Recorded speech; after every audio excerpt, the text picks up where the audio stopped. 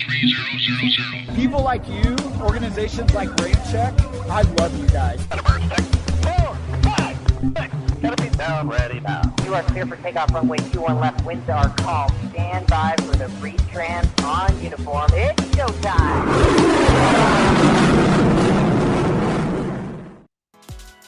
Hey everybody, welcome to another edition of the RampCheck podcast. Sorry, I forgot to turn the music off. Jeez. I noticed.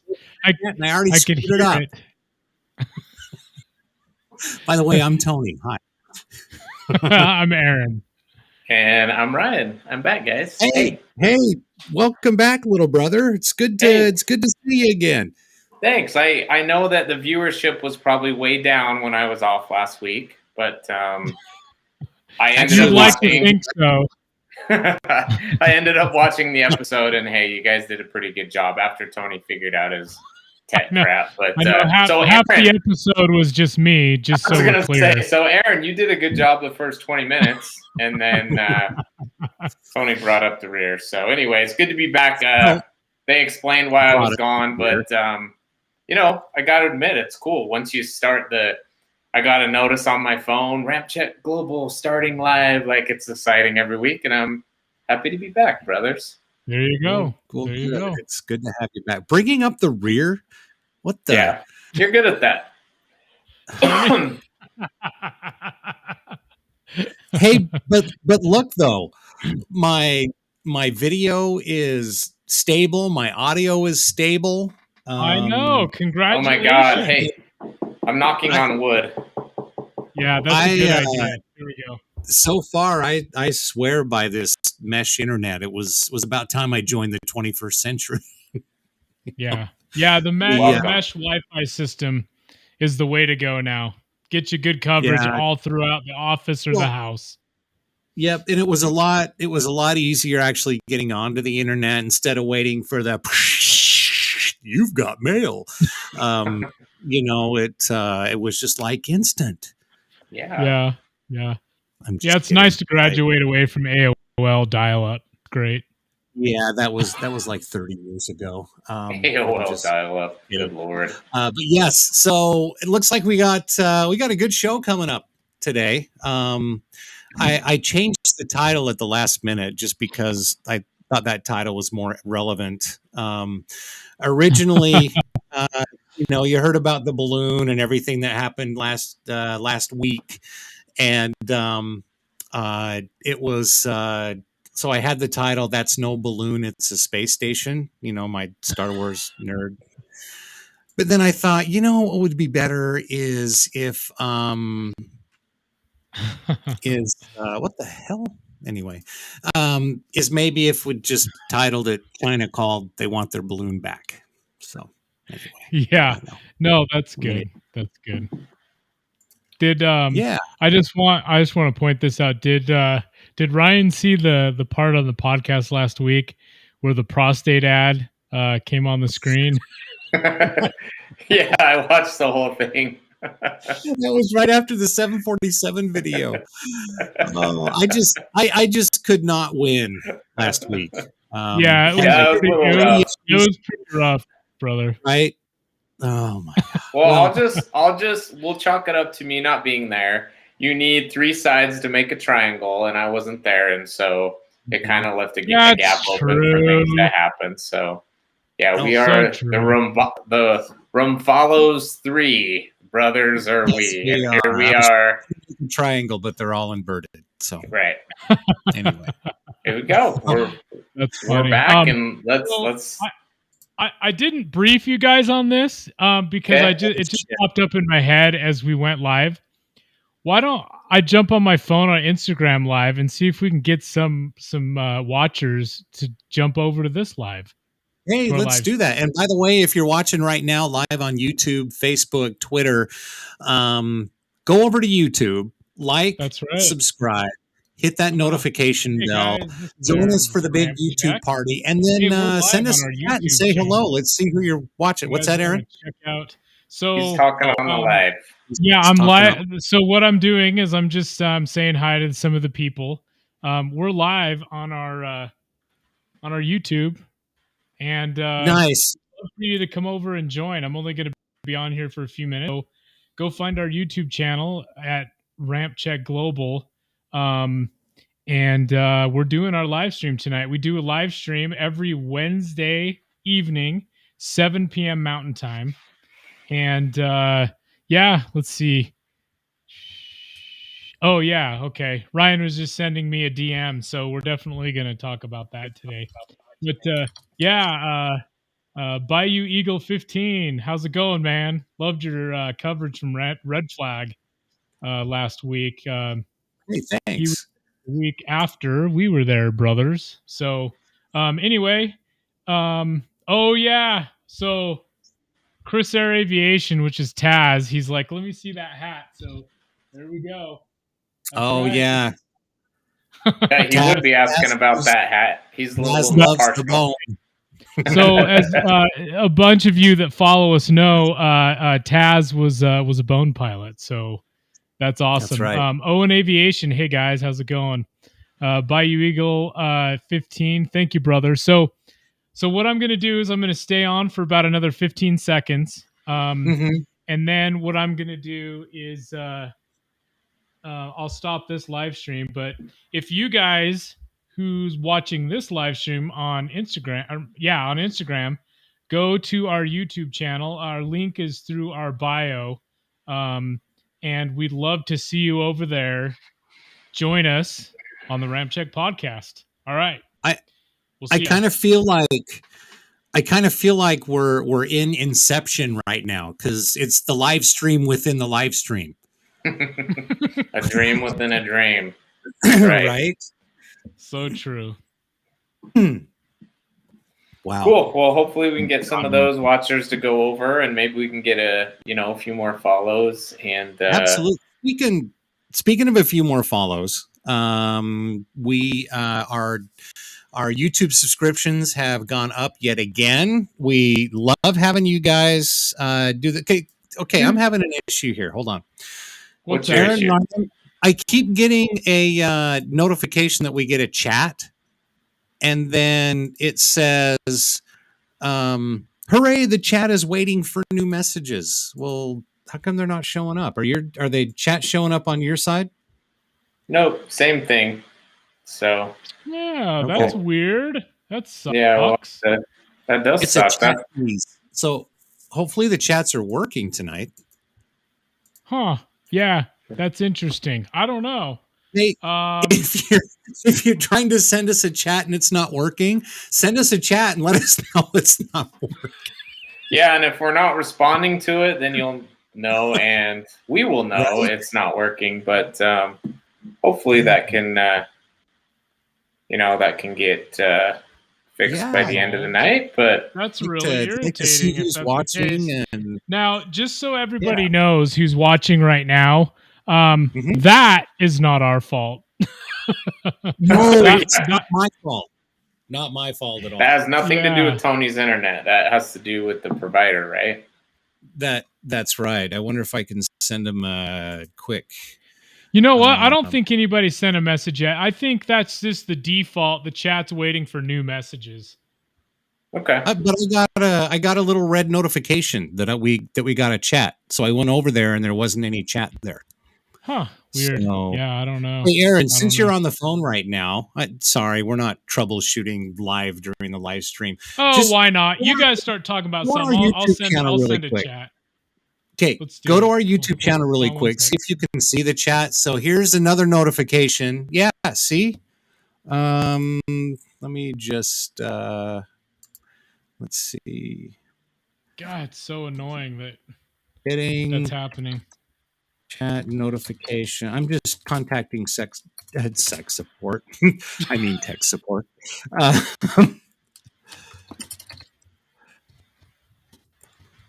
Sorry. Brian, you want to sing a song or something? It says no. It says to activate chat, please enable channels here.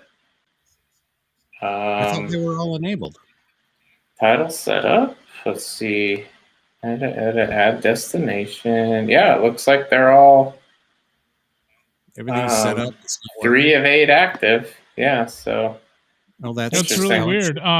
I've got the chats right here. I'll just read them real quick, maybe while you guys kind of keep troubleshooting. But good evening, gentlemen. Great to watching yet another episode. That's Aircraft Images, and then Nice. Brett Thank you, Aircraft Johnson. Images. What's up, guys? I hope you all are well. Thank you, Preppy 235, Little Hess. I can see a live chat on my end on the YouTube side. All right, there he goes. So it's just showing up on this side, huh? Yeah. All right. Yeah. Aircraft Images. Okay, I'm seeing the live everybody, chat on my end. the Taz, what's up, podcast. guys? Yeah, Sorry I missed you last week.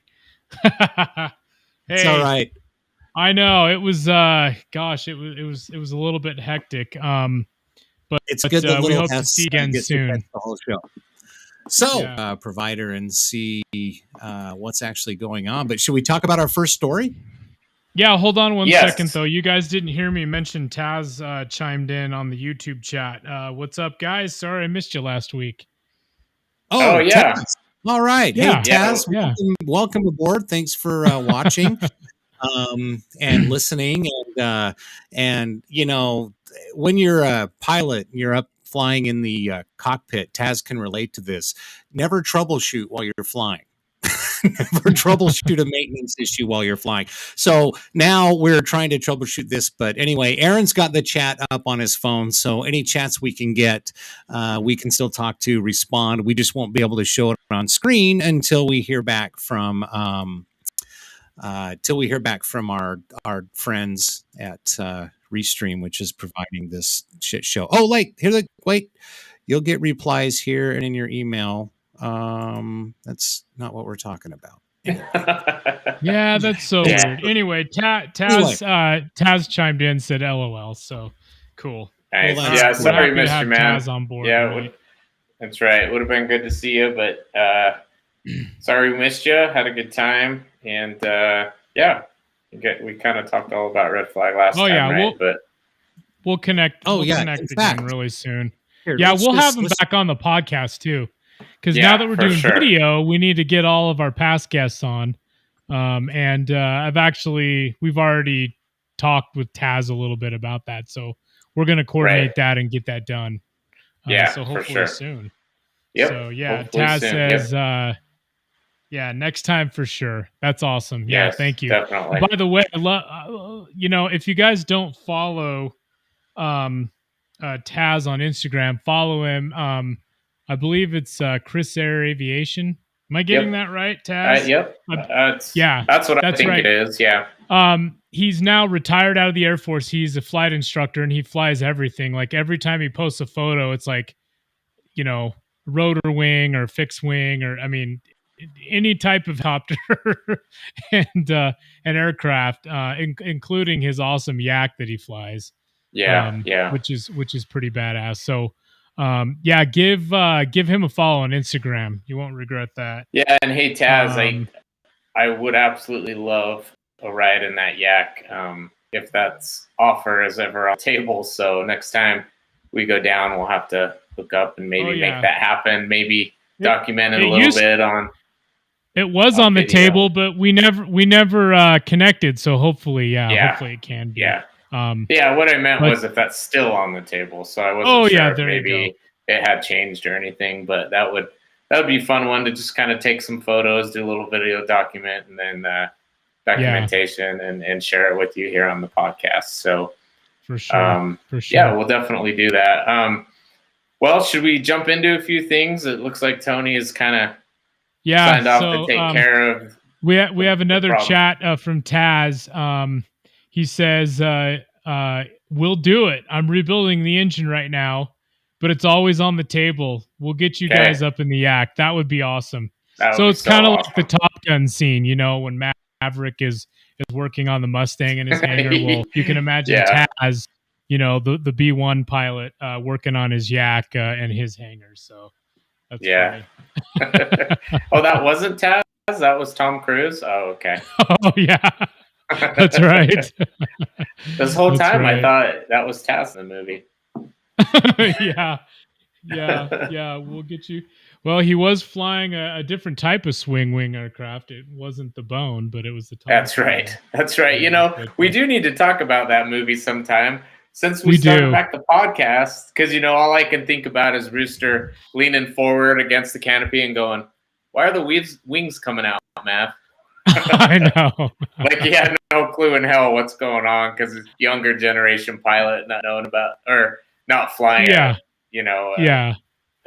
Tomcat. I mean, to the modern naval aviator, I mean, a Tomcat is like, I mean, when they retire those in 2006. So we're just a few years shy of 10 years already that the Tomcat was retired. So, but yeah, that's crazy. We'll have to talk about that. I mean, it's already been a while since it's been out, and we haven't talked about it. And I've seen it so many times, I can already quote it just about as good as I can the first one. So, okay, yeah, but yeah, we'll have to absolutely talk about it's a good one. So, all right, well, should we move forward with Tony's troubleshooting, or what do you want to do here? What did Tony say that he was going to do? Because I'm not 100% sure. I think I was reading a chat when he was on here.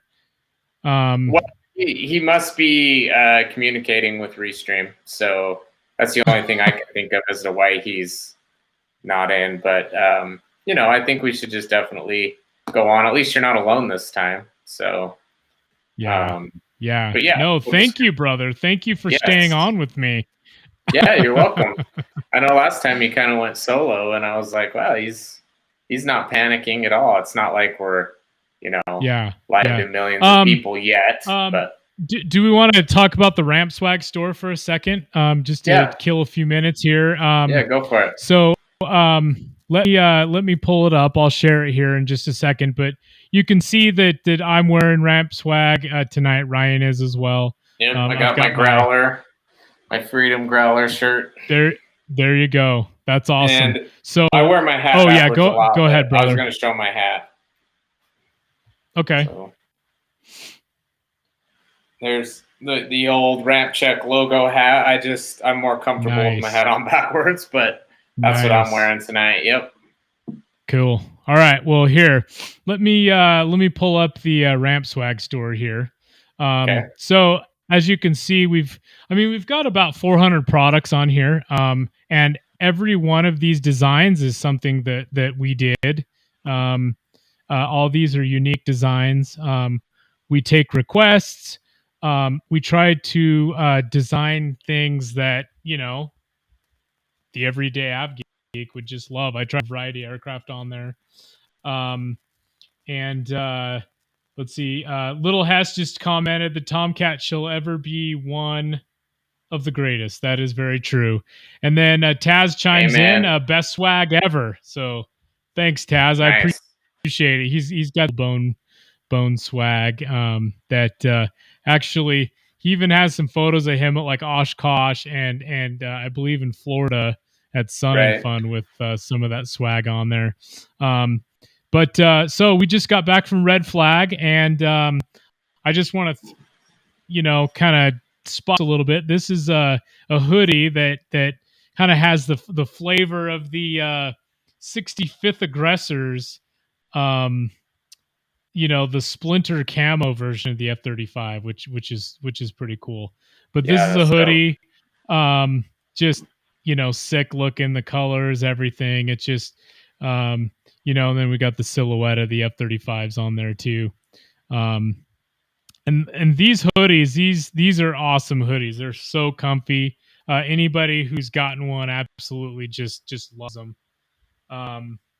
And then of course, this is also, we were talking about the podcast last week, but these are the F-35 Splinter camo shoes that I was wearing at Red Flag last week. Yeah, those are dope. I definitely need to do a couple other designs as far as shoes. Different camos, maybe different aircraft silhouettes, but those actually turned out pretty awesome because I was wearing the pro version of those. No, dude, those are really cool, brother. Yeah, I'm definitely gonna have to go on and get me a few things. Yeah, definitely. And Little Hess says, can confirm, very nice hoodies. That's right. He got an awesome hoodie recently. Nice. And then this is kind of cool. So we got a request from Hess, Daddy Hess, the helicopter pilot. He flies 407s. But anyway, and his girlfriend and some others, but they wanted some leggings done with check those out. So that's the EC-145 helicopter, rescue helicopter, and then to match it, we also did a hood. So that's cool. Did a little medical cross right there on there, just a nice little symbol on there, just kind of a nice mark on there for, flight paramedics or, pilots. But anyway, so I don't know if Tony's back. It looks like he is. So I'll go ahead and turn the RampSwag store off, and we'll see where we're at. What's up, Tony? Nice. Sounds good. I'm just so I was trying to figure out. I just need to leave shit alone. And you know what? It looks like I need to. Let's see. For my video, I need to mirror the camera. No, I don't. No, you don't. There we go. Okay. Dude, well, I thought you were ready. Hey, I was. Well, my camera completely stopped working, so I tried to restart it, and it just would have none of it. So Tony's still a bit tech-tarded today, I guess. I don't know. It's just something else. Anyway. I know. That's okay. He doesn't use Apple, so that, we can give him a little bit of slack. Right. Oh my gosh. So anyway, Taz chimes in again. The bone for the shoes. Absolutely.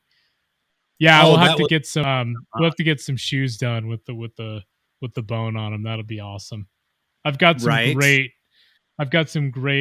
silhouettes of the B1 that I can use. I almost said silhouettes of the bone, but that could really go the wrong way. Silhouettes of the bone. Nice. We won't go down that road. But, no, we'll go down that rabbit hole. Yeah. Yeah. Exactly. So Tony, while you were gone, we were just talking about the RampSwag store and just some of the current stuff on there. Okay. So we can go ahead and continue the story or however you want to roll. Well, if you guys have been under a rock, you probably didn't hear about this first story. The balloon that was basically over the United States for like a week, but it wasn't just any balloon. It was apparently it was a spy balloon from the China. So, from the CCP. Spy balloon. Good Lord. Oh, or as gosh. Rush Limbaugh would say, the Chi-Coms. The Chi-Com balloon. Exactly. Well, and that's essentially what it was. So this thing was over, I guess it first started getting media coverage when it was over Montana, right? Right. Yep. Right. People started to notice it and like, what the hell's going on? Mm-hmm. Yeah, it's a UFO. Right. No, it's a weather balloon. Well, it was a balloon, but apparently it had all this sophisticated stuff on it. It was like just what does a balloon fly or does it just float? I know it just kind of moves along with the prevailing winds and goes. Yeah, it just moves along in the jet stream, basically. Right. What altitude does the jet stream usually at? Because supposedly the balloon was like in the 60,000. Yeah, like 60,000. Yeah, right. And I did read an article, and it's hard to know how many sources nowadays are accurate, but I did read that there was actually some type of propulsion system on it. Now, whether it just uses it, that's right, to like go on if it goes off course a little bit, but I know it can stay up. Apparently, these things can stay up for like months at a time. So, right. I mean, isn't it a coincidence though that that it's just floating over the United States and there's all these like sensitive military bases and military sites. Yeah, seriously. The silos in Montana. Exactly. The missile silos. Well, even didn't it fly over a corner of Wyoming too, or something like that? Just because, I mean, F.E. Warren is there. We were there. I mean, that's we an were intercontinental ballistic missile base. We were there for the pandemic air show. Yeah, in Cheyenne. Right. Yep. That was so weird. Yeah, when we drove all through the night. Yeah. I mean, gosh, dude, this story, it's so odd to me. Like, this is why I hate not being able to trust any sort of media, it seems like nowadays, because it's like, well, they knew it was there and they didn't do anything about it. And then some are saying, well, they didn't know it was there until it was spotted. And I just have a hard time, brothers, believing that with our sophisticated military equipment, satellites, even the shit Elon Musk is doing, like, they knew this thing was coming. Like, they knew it was going to go over. So, yeah, it's hard to believe NORAD really thought it was up. Yeah, don't you think if they truly thought it was like a threat, they would be able to know that and do something about it? Although under the current leadership we have, maybe not. I don't know. It just blows my mind to think that they're just like, oh, here it comes, no big deal. If it actually was the danger, right? Yeah, it's almost like it's almost like, we can't talk about the balloon because it's like fat shaming. Yeah. In this woke society we live in, how ridiculous is that? Balloons are rotund. They are rotund. Yeah.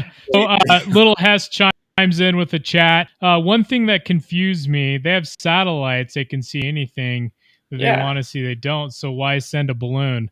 Well, I mean, that is a good question. There's a lot of speculation here. They were doing like a dry run because, back in World War II, the Japanese actually sent over balloons with bombs on them to try to start forest fires and try to bomb the west coast of the United States. So, you never know. You never know. It's funny you should mention that because I'm going to show you something right now.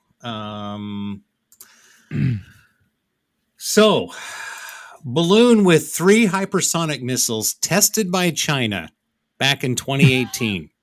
Oh, that's lovely. There you go. That makes you feel a little warm and cozy. Hypersonic glide vehicles dropped from a balloon in 2018, according to Chinese state broadcaster CCTV. They showed footage of a high-altitude balloon dropping hypersonic weapons. I'm not sure who they dropped them on.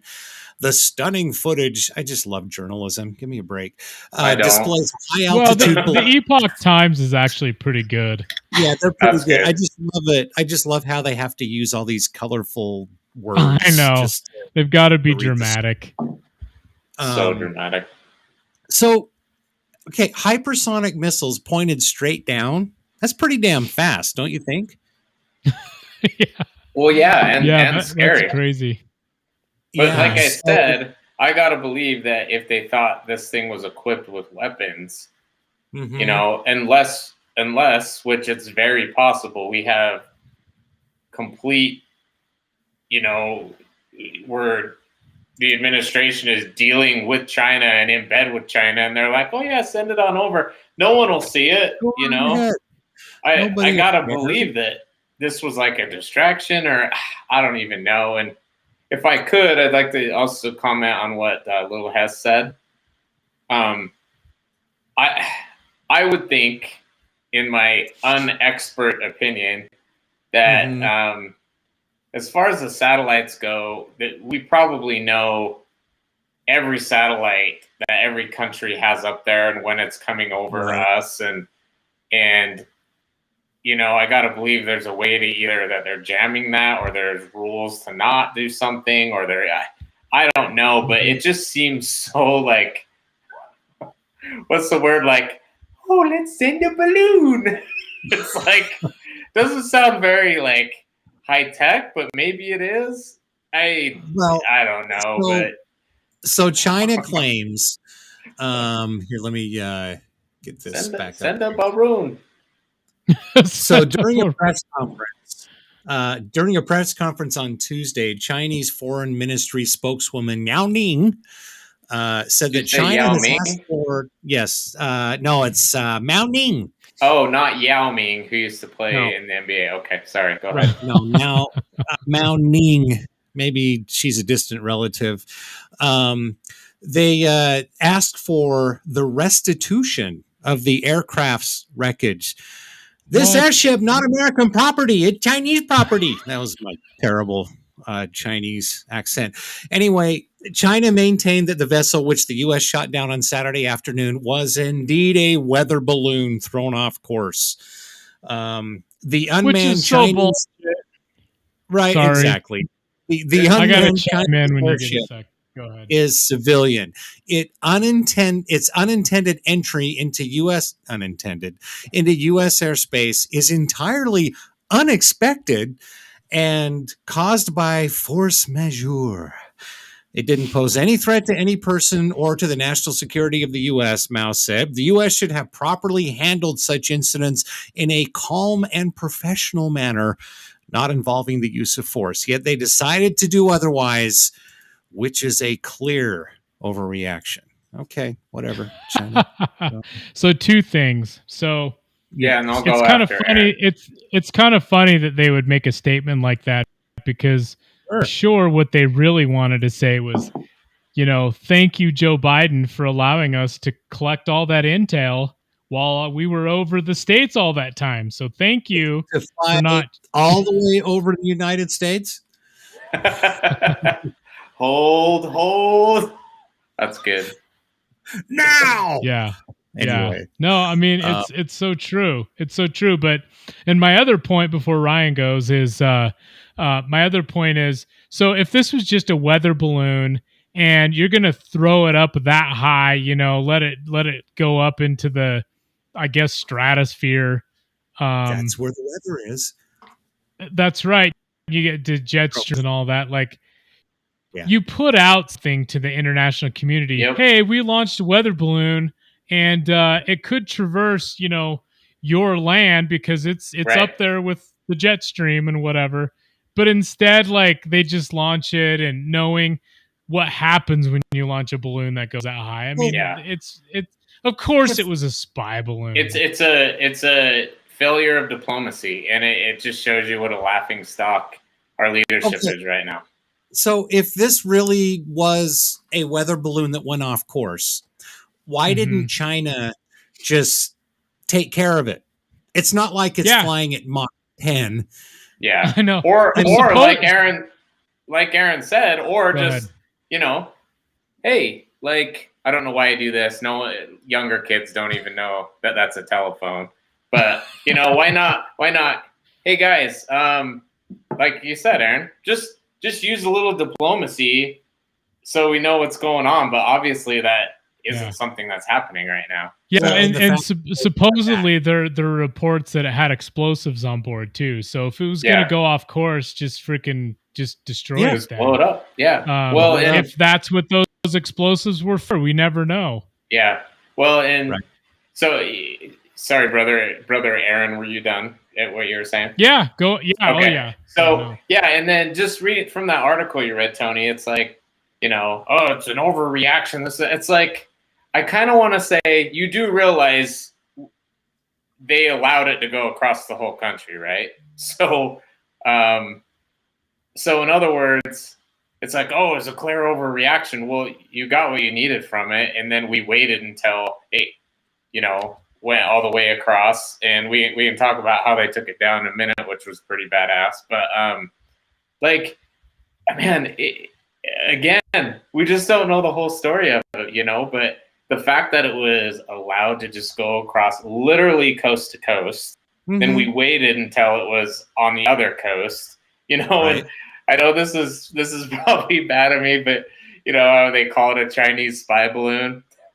Am I bad to just think of the stereotype of a bunch of them sitting up inside, just taking cameras and going, "Oh, look at that! Look at that!"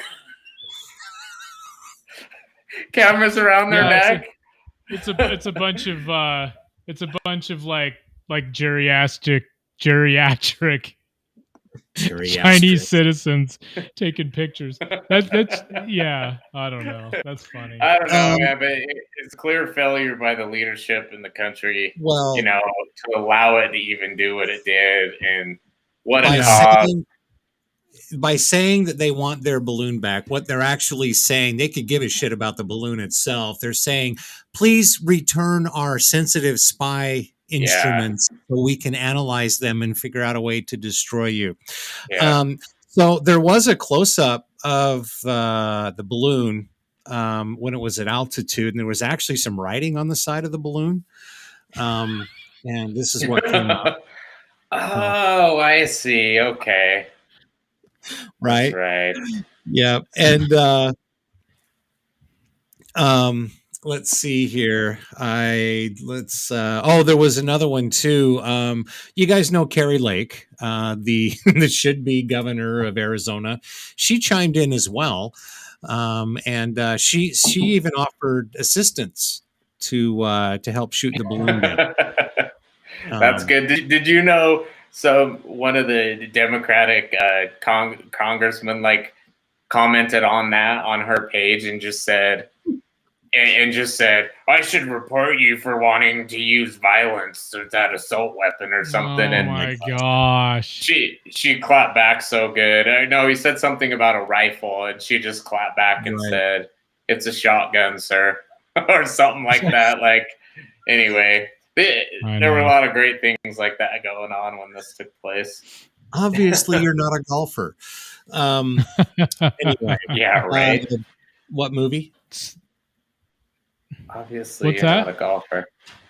I can't remember. I know it. Hold on. Obviously, that's Big Lebowski. Oh, very good job, brother. My mind went right to Tin Cup. Sorry. Yeah, no, that's fine. And then, since it pretty much traversed the entire state of Montana, they finally got a little desperate and they put up a Ukrainian flag so that maybe the U.S. might defend their airspace. Hey, clever. You never know. You never know, man. You got to think outside the box when other people aren't. Wait, we've got breaking news, brothers. This is just hot off the press right now. Another balloon has been spotted over Southern California. That's a great one. Wow. I tell you what, the memes have gone out of control. That's a good one. That's a really good one. Oh, that's definitely a view right there. Let's see. Well, oh man, let me know if you guys are ready. So I wanted to talk about the shoot down too. Yeah, let's move on to that. And, basically, I'm going to jump on here. So this is from The Drive, the war zone, and F-22 shoots down Chinese spy balloon off Carolinas with missile. So I'm going to read this word for word real quick because it's well written and kind of goes into everything really well. But the U.S. has shot down a Chinese surveillance balloon off the coast of South Carolina as multiple assets have entered the area to recover its debris. The saga that began with the balloon's appearance high above Billings, Montana on February 1st reaches climax Saturday with an explosion and the balloon's subsequent fall from high. Videos of the shootdown showed an F-22 Raptor launching an air-to-air missile at the balloon. Hell yeah, bitch. Sorry. Yeah, this would be the F-22's first kill. And I always like to say in quotations that we know of. Yeah, exactly. Sure. Yeah. There's that awesome kick-ass story of the F-22 that trailed those Iranian F-4s. Mm-hmm. And that's always an awesome story, and basically told them to go home, which is really cool. But the F-4s had no idea that they were there. Wouldn't it? But it's really. Go ahead. One second, I'll finish reading that story. But I mean, it's really cool that balloon was shot down by an F-22 Raptor. But being that pilot don't you think like his fellow aviators are giving him all kinds of shit because he had the first air-to-air public kill and it was a balloon? Well, I think they could have missed. That's true. That would have been embarrassing. I think what they should have done when he was gone is they should have went to his locker in the flight room and just got a little helium balloon and tied it to his locker. So when he got back, it was there for him or something like that. Congrats on your first kill. I'm sure there was some good shit going on. I'm sure there was, but it is still pretty badass. But finish. Sorry, brother. Finish that article there. Yeah, brother. No, that's okay. By the way, Matt Wadman chimes in with the chat. I need a shirt of this event. Yeah, that's very true. We'll have to do that. But anyway, so on Twitter there was lots of photos of everything going on. There were let's see. I wonder if this one Twitter on here we go. The commentator realizing, oh no, it was actually shot down. But yeah. Oh, and then we have a seagull. Anyway, it was actually cool seeing the video where you could see the smoke trail of the AIM-9X that they used. So let me ask you a question, Aaron. I don't really need to read much more of this, but anyway, go ahead, Ryan. So if this balloon's at 60,000 feet, do you think the Raptor went up that high?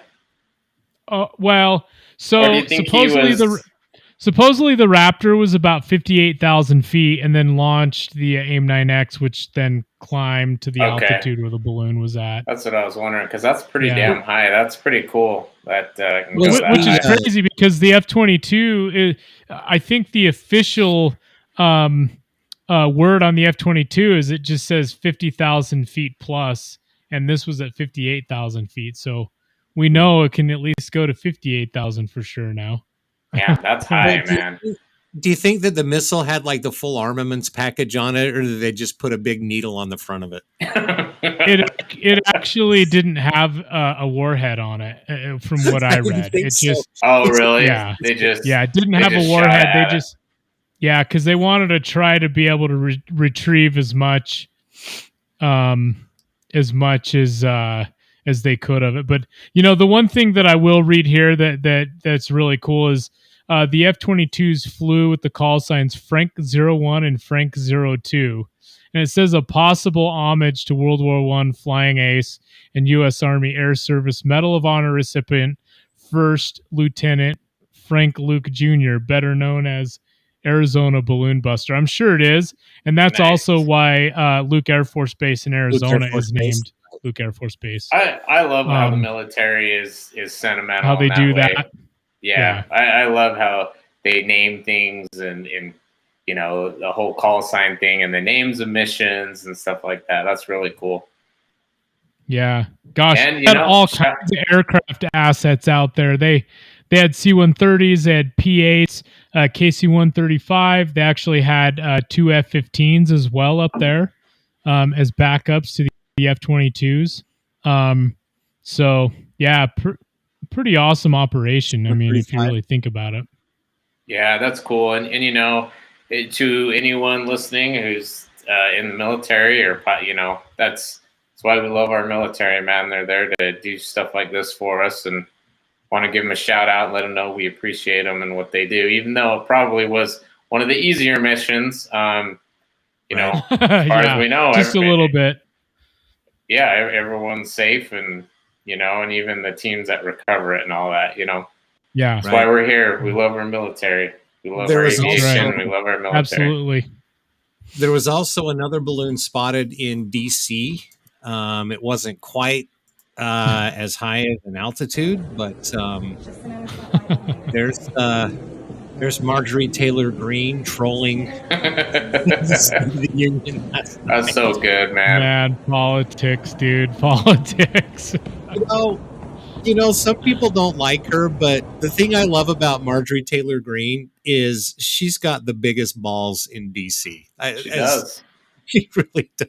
She fights for her voters, and that's basically what our politicians are supposed to do. Yep. Yeah, and if Exactly. every politician did that, it doesn't matter which side of the aisle you're on. Right. The country would be a better place because of it. Yep. We vote these people in to speak for us. They work for us, not the other way around. Absolutely. It's awesome. So we got another chat up there, so brother. salute to the F-22s, but I just want to say, so those are the F-22s from the 1st Fighter Wing at Langley Air Force Base. And we actually just saw a bunch of those F-22s at Red Flag 23-1. There's also a story that I don't have queued up, but I'll just speak from memory that when the balloon was supposedly discovered, a couple 1st Fighter Wing F-22s from Nellis Air Force Base who were there participating at Red Flag were actually scrambled to go fly up and intercept the balloon and check it out. So that's pretty cool. And it was funny. I was talking with a bunch of my AVGEEK friends and with you and Ryan. Wonder why they wouldn't send up F-35s from Hill or something like that. But I mean, or the reason probably is because the F-22 has such a high ceiling. I doubt the F-35 could reach 50,000 plus. I don't know. Maybe it could, but I mean, the F-22 was designed to go to those super, super high altitudes. Right. And, that's part of the envelope for complete air dominance. And so, the F-35 wasn't specifically, designed just for air dominance. I mean, it's a stealth, fighter attack aircraft. So, probably doesn't even have that capability. There is an SR-71 up at Hill Air Force Base. Maybe they could have, brought out a mothballs. And I know there's still some U-2s flying around. So why not send one of those up above? Yeah, but I mean, you're not going to shoot it down with a U-2 if you needed to right away. You just pop it with the wingtip. Yeah, going back to World War II and when the Spitfires used to clink their wings on the German what were those called? They were the buzz bombs. yeah, that would be pretty awesome. Or you could just have them fly by and take a dart with them and get to the right spot, pop open the window and doink. Tony, with how many balloon popping jokes you've said, they needed to call you in and fly a helicopter, and we need Tony Rumpalo and get in around this table, and you're like, all right, here's how we're gonna pop the balloon. It's a matter of national security. And let's wait until it actually passes the entire United States before we do anything about it. Yeah, let's wait until it gathers its intel, and then we're gonna put a pin on the end of an AIM-9. That's a great idea, Tony. So Taz chimes in. This is a good one. He says, "Fighter pilots make memes. Bomber pilots make history." Oh, there you go.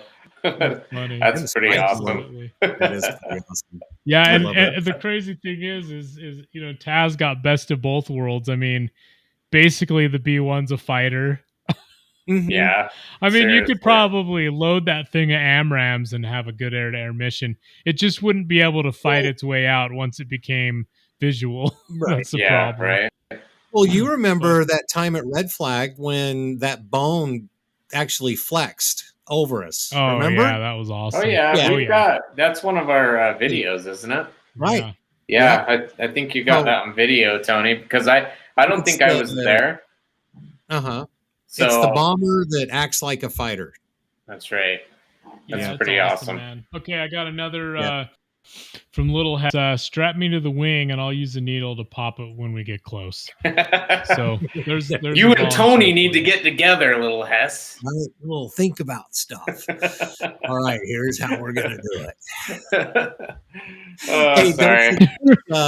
Don't forget. hold on. That reminds me of that Okay. time. You remember when Tony? This is back when I was a teenager and you were DJing. Remember that time up? I think it was up in Ogden. That pool that was called the Bubble or whatever. And you were Yeah, it was setting in up to do. Was it Layton? Okay, it was Layton by Hill Air Force Base. And we we grabbed like a needle or a pen and we're like going up to the bubble and like taking photos like we were gonna pop it or some shit like that. It was stupid, like just stupid, humor. But that's what it reminded me of because I'll never forget that. We've always had a really stupid sense of humor. Oh yeah, even years and years ago. Once again, don't forget the RampCheck podcast. We are live now every Wednesday night, 7 p.m. Mountain Time, right here on YouTube. We're also on Twitter and Facebook at the same time. We want to get you over to YouTube, though. Go over to YouTube, like, subscribe, share the podcast, hit that notification bell. We want to get as many subscribers on YouTube as we can. And it's not just about the podcast. We've got great aviation video. We've got pictures. We've got a lot of shorts. Aaron, we need to show that short of Oliver. Yeah. Anyway, Okay. if people haven't seen it yet, but I think like, share, subscribe on YouTube. You might have that up there. Okay, I could probably find. Hold on, give me a minute. I know where it's at. Hold on. Okay, cool. Go ahead and keep talking. Well, yeah. Go ahead, Rob. We'll set it up while he's figuring it out. So, Aaron's son Oliver, we have heard, apparently sometimes can make purchases on his own through Amazon when he's watching some of his videos. Oliver is 4. Aaron, is that correct? 4 years old? Yeah, he turns 5 in October. Yeah, so as you'll see in the video, as he's setting it up, he purchased something, and basically, just in case you're not exactly sure what it is when you see it, but it's one of those games that you all put your finger in, like 5 different people can put it in, and it plays some music, and then it shocks you. It's like Russian roulette. Yeah, and his reaction is priceless. And apparently, this thing is getting like millions of views on his and his wife's social media, which is freaking awesome. Right. So I'll be quiet so we can listen to it. Okay, here we go. I'm Foxy. I'm getting our house.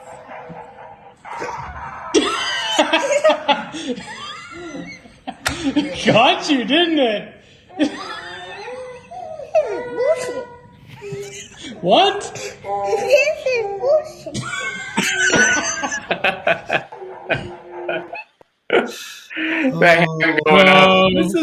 This like is bullshit. Father, like son.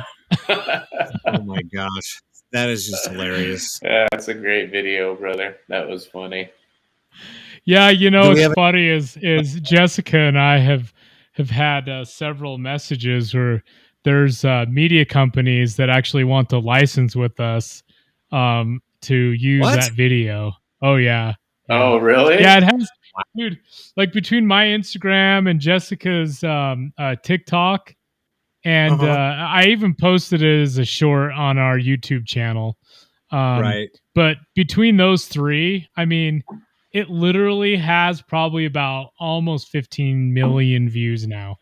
Wow. And and the comments are just like crazy. There's so many people commenting, and it's funny. It's about half and half. Half people are just loving it and enjoying it and laughing just for what it is. It's just a kid that, he learned his lesson, and, just funny that it's a 4-year-old using, which it saying, is funny, this is bullshit. He's using it in the right context, unlike Spock, in Star Trek 4. But the hell it is. Exactly. But anyway, and then the other half of the comments, it's just a bunch of Karens and a bunch of Daves just, the kids swear, everybody, oh my God, he ordered something without permission. Oh my God, this kid's going to be nuts. He's going to poison other kids at school. I mean, you would not believe the bullshit in the comments. my It's God. so funny. Oh my God, dude. I can't believe anyone would even take the time to comment something like that. Horrible parent, Aaron. Yeah, Aaron. Oh, I know. Dude, you're such a shitty parent, brother. I know. You should go to my Instagram. Services yet? You should go to my Instagram and read all about. I mean, it's unbelievable. But so Little Hess comes in with a comment, chat, and I would expect this from his dad. It's kind of an old man joke. He says, "I bet that purchase was a shock to see." Oh, jeez. That's worse than my trying to shoot down the Chinese weather balloon. Okay. That was a good one. Anyway. Touche. That was. All right. Should we move on to our next story? Yep. Yes, let's do it. What's next? All right. So you may have heard about this as well. FAA is investigating a possible runway incursion and overflight involving a FedEx 767 and a Southwest 737. This happened, what was it? You sent the first link to us, Ryan, I believe, didn't you? Yeah, I think it was on, it was either Saturday or Sunday. I can't remember. Yeah, it was at Austin Bergstrom International Airport on Saturday. Yep. Let's see, I've got a little story here that we can show. Maybe. Oh no! I thought you had it queued up. I did. I swear I did. Let me put the right one up here. Sorry, guys. You can go ahead and check while I'm working on this. Yeah, we'll just leave the awkward silence for you. Something back here, right? Exactly. Just leave it right here. It was Sunday. Sunday is when I sent it, by the way. All right. Cool. So the NTSB and the FAA are investigating a close call between a FedEx 767 and a Southwest Airlines 737 in Austin. The NTSB issued a statement saying it is investigating a surface event, a possible runway incursion and overflight involving airplanes from Southwest Airlines and FedEx. So at the time that this happened, and you can kind of look at that graphic there. I've got another one. I've got an actual animation that I was going to say the animation shows how close it really was. The animation is insane. What I do want to show you is another screen here that's got, let's see, which one was it? Oh, it's this one right here. I got too many tabs open. So this was the weather, and let me zoom in on this a little bit more so you guys can see it. It was definitely not a clear day. So at the time this happened, it's actually the text is bolded. So if you haven't read a METAR before, this is KAUS, Austin Airport, the 4th of February, 1247 Zulu, 0. All zeros in KT means pretty much wind's calm. There's zero wind and it's not coming from any direction. Visibility 1/8 of a statute mile. Wow. The runway 36 RVR, runway visual range, 1,800 feet, runway 36, 1,800 feet, variable to 2,400 feet, freezing fog, vertical visibility 200 feet. So basically what that means is the air is still and it's really, really foggy. Yeah. And so in fact, I want to play the audio of this too. It's pretty awesome. Looks like was there a notice to air missions out on this? Good Lord. No, there wasn't, but I believe there was a notice to air misses. Never mind. Nice. Go ahead. It's okay. You can laugh. Anyway. Sorry, I'm trying to find the audio here. I want to show you the video as well. But so basically what happened is the FedEx 767 called in. He was cleared to land. And right after that, and he was on I think a 5 mile final or a 3 mile final. A Southwest Airlines 737 going from Austin to Cancun was cleared to take off on the exact same runway. Now there's a now I listened to the air traffic control recordings, and the Right. tower told the 737, the Southwest 737, that he can depart, but he needs to depart immediately because there's a FedEx 767 on 3 mile final. Mm-hmm. So Yep, and I don't know where the mess up is here. I don't know if the 737 just didn't have enough, wasn't ready to take off, but still took the clearance, or I don't know. It'll be interesting to see what the investigation turns up. One of the there's a really good YouTube channel. This guy's an actual FO, I believe. Blanco Lirio on YouTube. Oh, yeah. He does a really, really good explanation. And one of the things that he brings up is when you look at, and let me pull up this other page so we can actually look at it. When you look at the way that the airport is laid out and where this happened, the 737 was actually inside the ILS critical area. And when you're down to Cat 3 minimums, I mean, the airplane is auto landing itself, and there can't be any disruption of the ILS signal because you've got the glide slope, you've got all kinds of different instruments. So you're going to bring that aircraft right down to a precise location. So, okay, cool, brother. I actually have the animation. I brought this up. So, but anyway, it just shows on the airfield, these are screenshots from different aspects of a Flight Radar 24.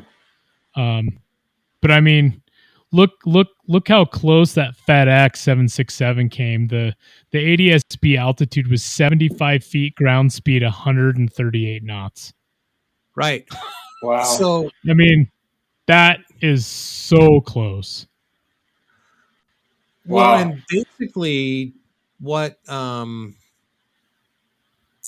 they were saying is at one point the separation between these two aircraft was only like 150 feet. Yeah. I mean, that's pretty close when you consider the sizes of the aircraft and everything. That's a little too close for comfort. And no one but the pilots. I mean, the one's a cargo 767, but none of those passengers probably even knew anything. Mm-hmm. Yeah. Oh, yeah. They were completely oblivious to what was happening. So yeah, here is. I'm going to show an animation. Aaron, do you want me to? Can I share my screen? Yeah. Go ahead. Okay. So pay attention on the animation. Is this the one that shows all the current data as it's happening, underneath it? So watch the altitude. Full screen this. Watch the altitude of the 6.7. Just watch it decrease, and it's right on top of that 37, and you're like, That's oh shit, just crazy, man. Yeah. When you're looking at this, let's see if I can get this to play without. See if you can allowing you guys to see it. Let's see. Okay, here it is. Okay, ready? Here we go. So right now, before I start the animation, you can see Southwest. They're basically. Is there any way you can zoom in? I wish I could. That's about as. Let me see if I can. Okay. All right. Just go ahead. Let's see. I mean, I can enter full screen this way. Does that make it any bigger? Does that help? No, it's not changing it at all. It's okay. Let's just play it. Yeah, just go ahead and play it. All right. Give me a second here. Now I need to figure out how to get out of full screen here. Give me 1 second. We're just learning computers. Okay. Here we go. I know, right? Computers are hard. Let's see. Okay, here we go. It's a little sideways triangle play button. Thank you. So you see the Southwest 737. Now watch from the top of the screen as the FedEx 767 moves in, and you can just see how What are you quickly doing this. with your hands? Here we go. I'm just kind of showing, and yeah. Okay, ready? Okay.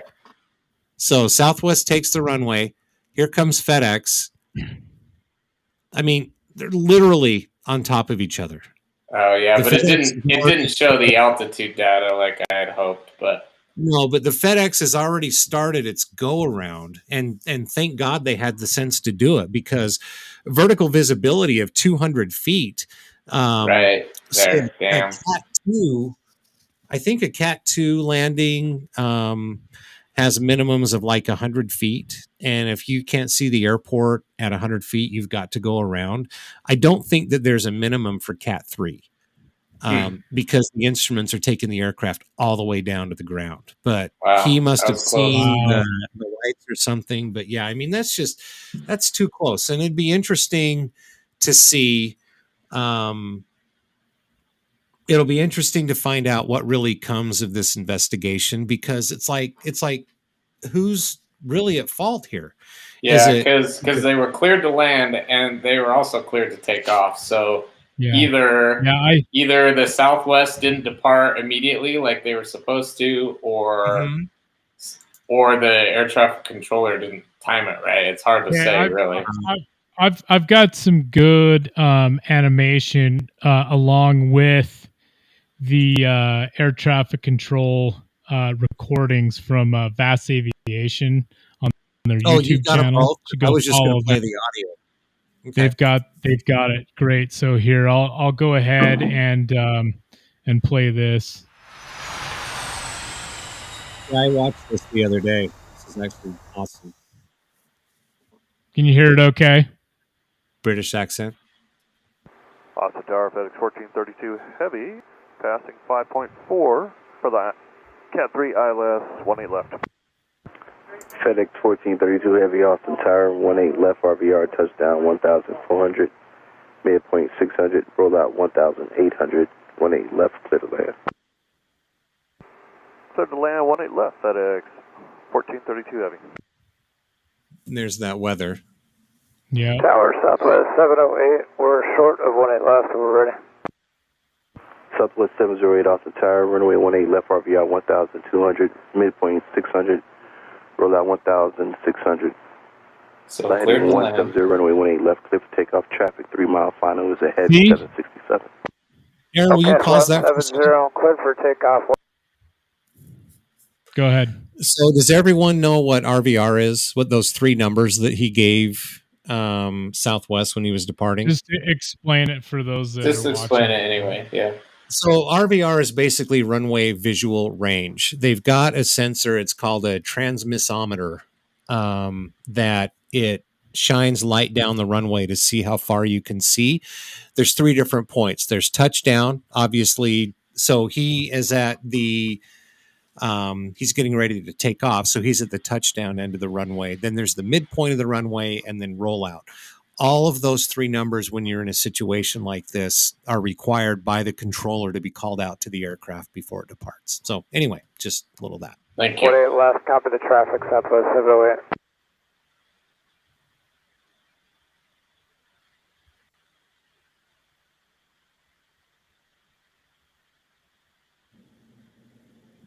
Tower, confirm FedEx 1432 Heavy, clear to land on 18 left. FedEx 1432 Heavy, that is affirmative, sir. 18 left, you are clear to land, traffic departing prior to route 737. Roger. So they know it's there. Interesting that the FedEx would call out to confirm they're cleared to land. I wonder. Basically, he if we called could see out. something. Yeah, he called out and basically said in a professional manner, you sure we're clear to land? Right. Yeah, I mean the 737 is just taking forever to depart. Yeah, man. look at that. I wonder. And Wonder if Tower that's the even issue. Tower even told him there was a. Confirm on the road. See, there he goes. Rolling now. So Tower's like, oh shit, is this guy moving? And I'm sure FedEx is coming into the picture right now.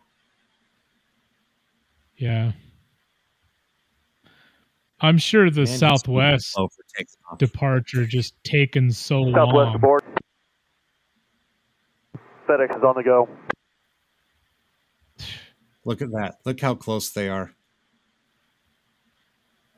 And He's off the Southwest is ground. airborne. Yeah. Southwest 708, roger. You can turn right when able. Then he calls it negative. Jeez. I wonder how Holy much shit. they could see of each other. I don't know that Southwest could see him at all, except for maybe his landing line. Climb maintain 3000. When able, you can turn left heading 080. Wind turn to 080 3000. FedEx 1432 heavy. Jeez, They're dude. basically flying on Southwest top of 708, each you can other. turn left heading 170. Like a Thunderbird maneuver, for 177. Christ's sake. FedEx 1432, turn left heading 360. Contact approach on the 125.32. 2532 left Look at that. 360. FedEx 1432 Yeah, that's heavy. crazy.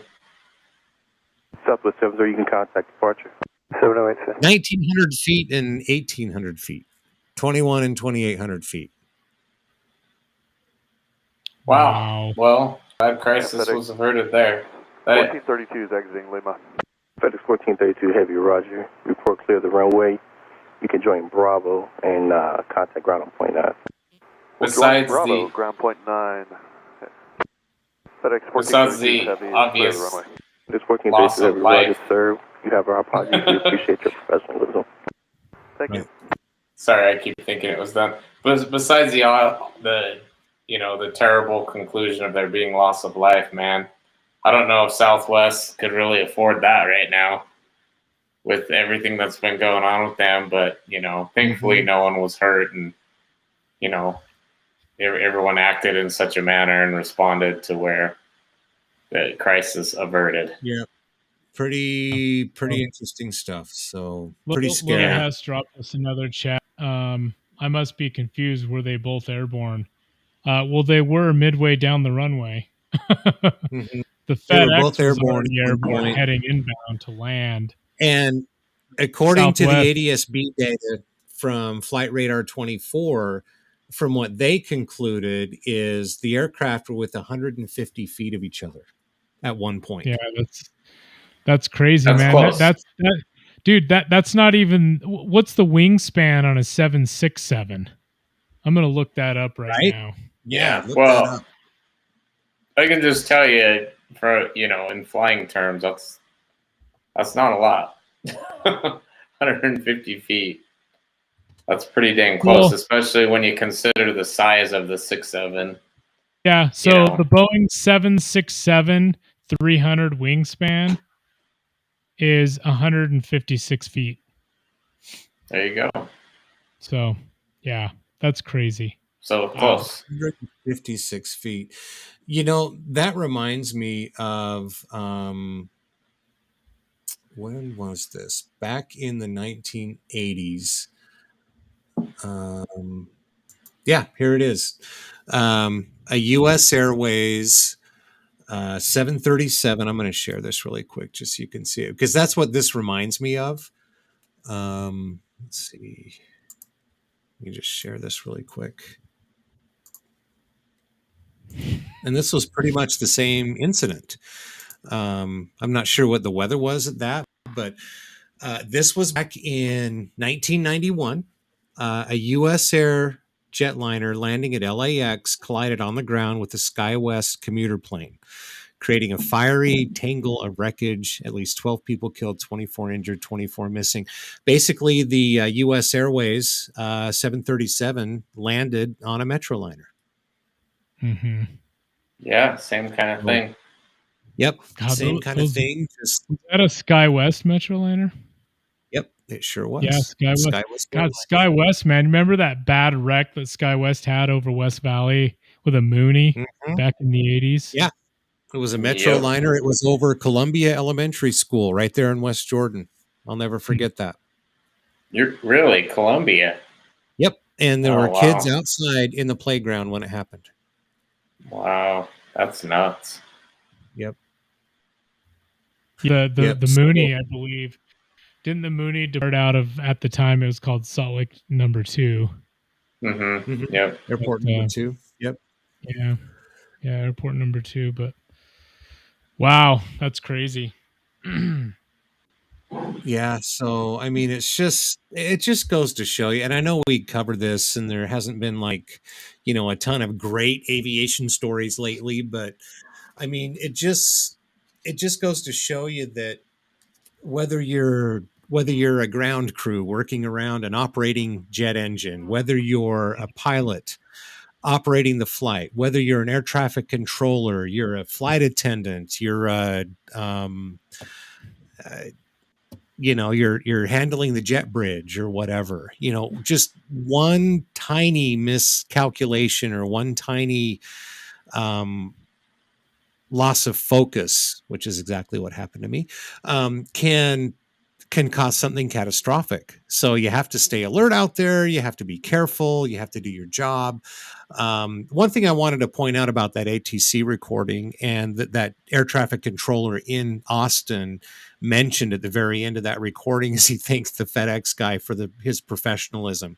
I'm sure as soon as the FedEx guy shut down the airplane, he was on the phone and he was probably launching a few F words, either at the controller or at somebody, saying, hey, you almost killed us. It could have been the air traffic controller. It definitely wasn't FedEx, because he did the right thing. Could he have been a little bit more assertive instead of just saying, confirm, clear to land? Like, this is like, we're seeing an aircraft on the runway. Are you sure we're clear to land? Yeah. Yeah. Takes a lot of trust, trust in everybody. And well, it's a good thing that there was a little bit of visibility once they got to runway. Yeah. Yep. Because it would have changed everything. Yeah. Yeah, for sure. Wow. I mean, we'd be talking about a completely different story. I was going to say one last thing, but I lost my train of thought. Anyway, go ahead. Do we want to have me do a little show and tell for a minute and just kind of say what happened this last week? Let's do it, man. You want me to run into that? Let me just give a little quick backstory. So there's a young man, I can call him young, even though he's probably 30 years old. But back when I knew him, he was dating one of my stepdaughters, and I just knew, and he was just kind of that kid that, he's dating one of the girls, so I didn't really give him a whole lot of attention, just, high school love and all that. But anyway, I always thought he was a pretty nice kid, good dude.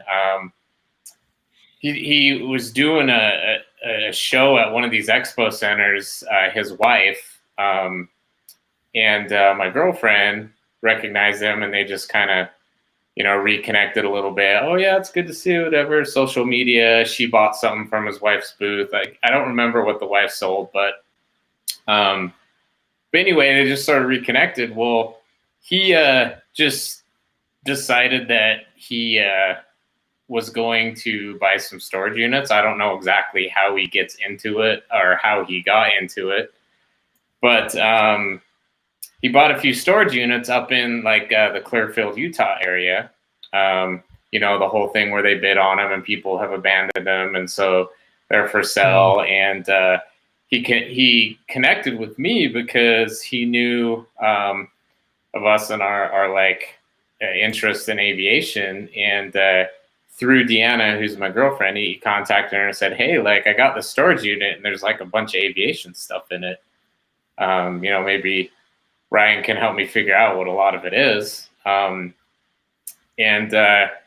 Contacted me, and he started sending me pictures, and I was like, wow, this stuff is cool. He's like a whole storage unit full of boxes of pins and of patches and of models, and he started sending me pictures, and immediately I'm just like, damn, dude, this is some really cool stuff.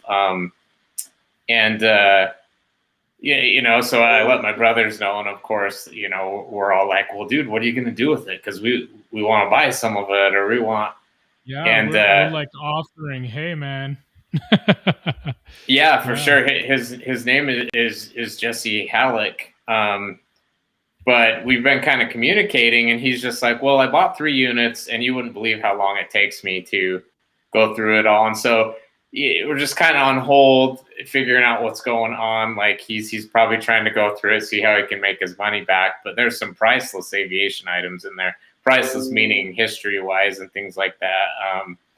But he started sending me pics, and just like out of nowhere, I get this envelope, and he sent me like a bunch of patches and a bunch of like cool pictures.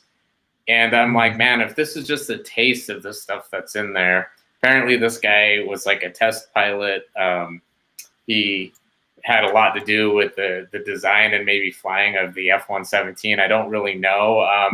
Ryan, did you mention that this was like almost like an estate sale? Like the guy had passed away, and so the storage unit put it up for auction because they could find any next to kin or anything like that. It's like a side gig that a lot of people do is the storage units that go unclaimed, then they auction them out. Yeah.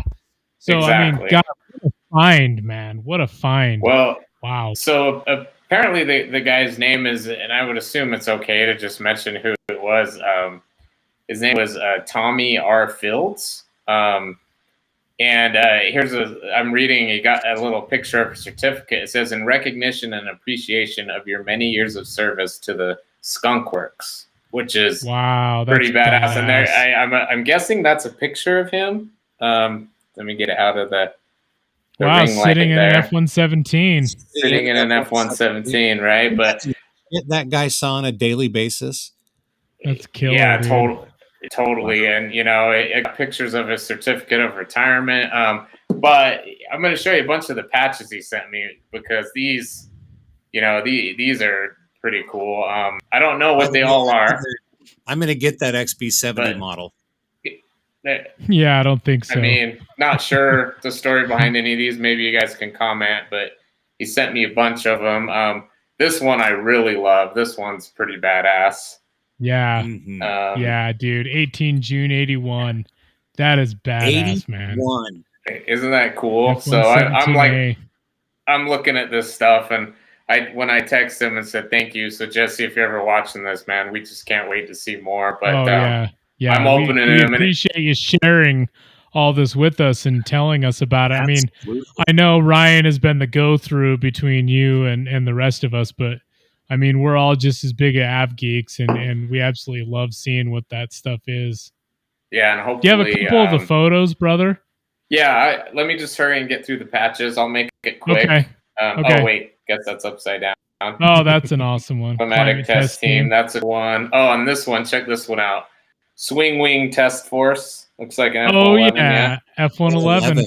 Yeah, that's awesome. I like that one. Oh, wow. Guess who's coming? Hey, Saddam, guess who's coming to dinner? And here's another Scorpion. I'm not sure. I'll have to find out we'll have to look into that. So if anyone listening knows what the Scorpion or the flight tests are. Flight test, yeah. That one. Then here's another one. AMS That's Squadron. Cool. And then I guess these must be like maintenance guys, the cone heads. Something to do with maybe avionics or something like that. But so I want to share in these photos. I know we're kind of lengthy on time here, but I want to share my favorite one first, just because when I saw, I was literally like blown away because it's one of my favorite aircraft. But check out this photo, and these are all old developed photos, which I'm going to put in a frame. Like official skunk work. Now, I've seen that photo posted online. That is so cool to see it, like a printed version from probably Lockheed Martin. So that is sick. It's got three SR-71s, and then I think another one in the air. Departing, right? And then the U-2 spy plane right there in the middle. Oh, that's so cool. But, wow. I mean, that's a pretty cool photo, don't you think? Hell yeah. And then... that one. Oh, bad. Awesome. The Have Blue. Yep. The Have Blue, man. That was the flight test demonstrator right before the F-117. Right before that. And then just maybe some early on design of. Wow. That's a wood 117. mock-up. Yeah, I mean, and you can tell how long ago that is by like the clothes these guys are wearing, you know. You didn't pull these pictures out of a folder that had like top secret and classified. I know, right? No. Did you? I don't think so. And then the 47 picture. Oh yeah, it's on the back here. It says Tier 3 Dark Star Lockheed Martin Skunk Works. That's pretty badass. Yeah. Yeah, that is. Just a couple more here. Here's another like UAV. These look like the Dark Star, another one. Yep. And then this one is just one like it has all the info on the back of it. Like like a specs and I love the skunk from the Skunk Works. Skunk Works, yeah. It's like those are like the sheets you get at like air shows and stuff or trade shows. Right. And then if Taz is still watching, check out this one. Oh, it's a B-1A. It's a B-1A. Yeah. Wow. Like one of the. Wow, that's badass. It's one of the white, or I guess they were both white. I think there were two B-1As. Yeah, but that's cool. I mean, obviously, old style photo taken. The date on the back says July of '77. Wow. And I don't know. I was only a couple months old. That's right. Oh, that's cool. Yeah. I don't know what the hell that is, but it's an awful lot like a C-17. Yeah. Oh yeah, that's one of the precursors. Here, I wanted to show you this run. Oh, go ahead. A10. That's the last photo, but. Oh, cool. Oh yeah. But yeah, I thought those were pretty cool to share. So thanks, Jesse, and hopefully we can get some more stuff. There you go. There you go. There you go. Squadron Baja Scorpions. Wow, that makes this patch even cooler, man. Check that out. Hell yeah, dude. The 410th traces its history to the formation of the Senior Trend Joint Later Combined Test Force. Detachment 2, our unit. The unit was established in 1980 as a joint test force of Lockheed and Air Force personnel at Groom Lake, Nevada.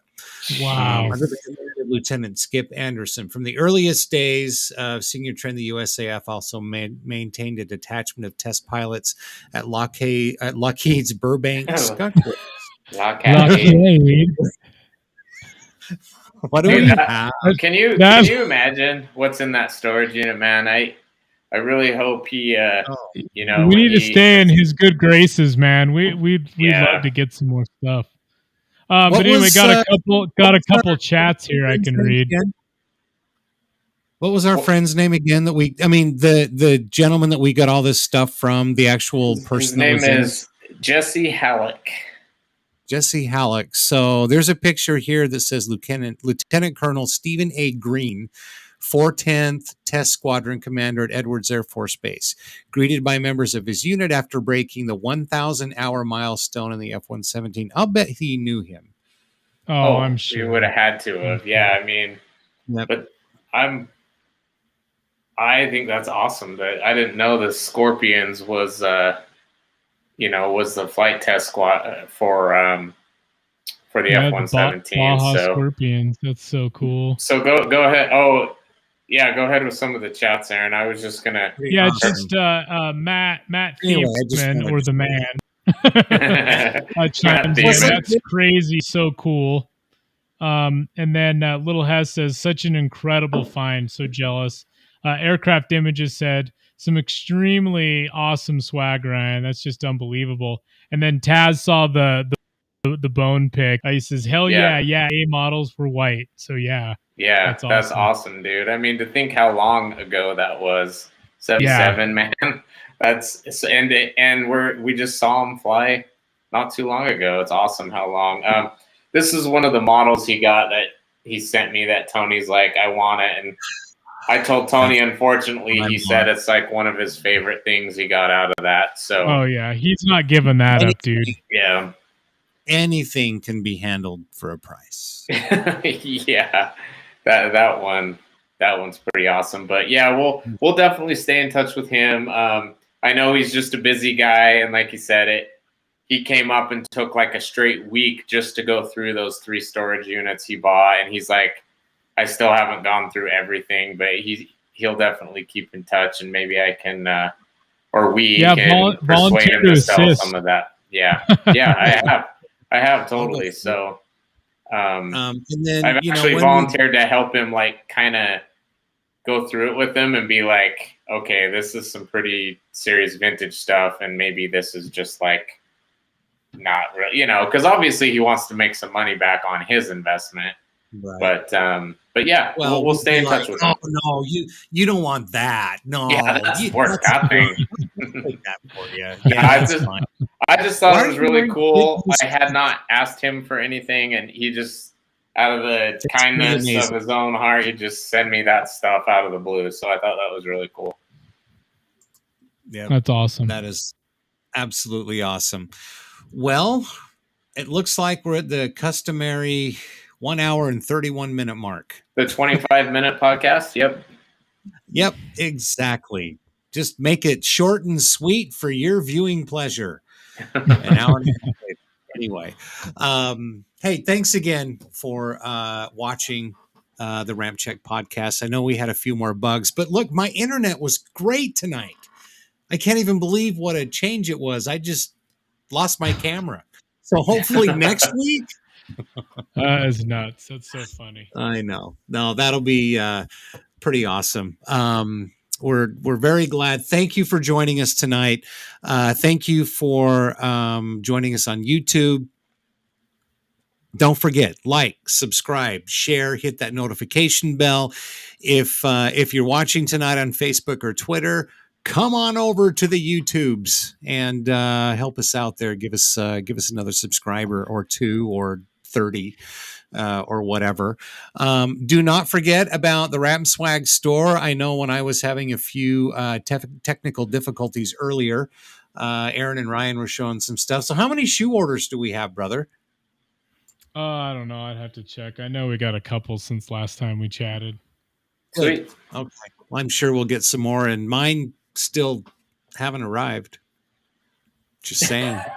You never told me. I told you last week, size 12. I know. Anyway, was that when you were on the podcast or off? Oh no, I was on. I think your internet was down when you told me. www.rampcheckglobal.com. You'll see the link right there to the Ramp Swag store. Also links to the audio version of the podcast, but basically you can catch it on every platform. Spotify, Apple Podcasts, Google Podcasts, Pandora. We're also on Audible through Amazon if you want to check out the podcast that way. And of course, the video version available right here on the YouTubes. Anything else you guys want to say? Negative. No? On the YouTubes. That it's like Kevin talking to chicks. Are you on email? Oh, dude, yeah. Everyone that's watching on this live stream needs to tell Tony he needs to go watch The Office. I've seen a few episodes. Oh, don't even, dude. You got to watch it from episode 1 all the way to the end. So you haven't seen it. Kevin does the thing, and then that thing happens, and they all. You don't fucking know. Shut up. Dink and flicker. Dink and flicker. And Aaron, I was sending Aaron some videos the other night because I was getting some things done, and it was on. Oh, yeah. And at the end of the episode where Michael gets broken up with, and he's talking about bros before hoes, and he starts crying. He's all, and my hoe is no mo. My hoe is no mo. Some good writing in that episode, but anyway. Definitely. All of them. No, nothing else to add for me. Just you can see on my thing there, that's my handle at Room Follow Me. As Tony said, please share and link or share, give us a follow, like us, share us, all that good stuff, because we're just having a good time. But we appreciate everyone watching. Thanks. Yes, as you can tell. Yeah, we're Aaron, just getting started. We've got a lot of great. That's right. I know. Okay. Yeah, sorry, I jumped in there a little bit too fast there, Tony. Sorry. But we got a lot of good guests.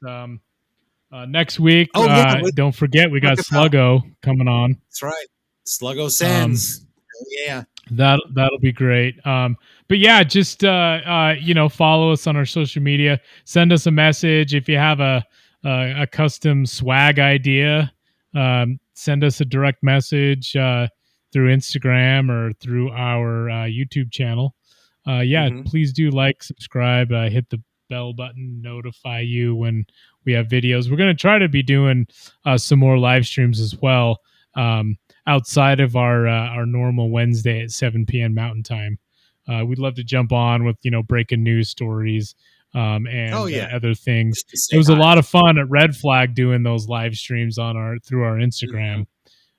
Speaking of that, do you have dates yet for Red Flag 23-2? Not off the top of my head. It's sometime the first couple weeks of March. Okay. Well, we'll be there. That's coming up soon, by the way. Yeah, it is. Yeah. And, I mean, supposedly these Israelis are supposed to bring over some jets, but now that they're bombing the shit out of Iran, who knows, man? Yeah, well, tomorrow's also Thursday. I mean, what has changed? I know. Yeah, we'll see. But we can hope. But that'd be cool to see some. All right. Well, that's it for me. And Ryan, it's probably time for a little send-off. Yeah, I'm sure everyone missed it last week, so I'll just say today, good day.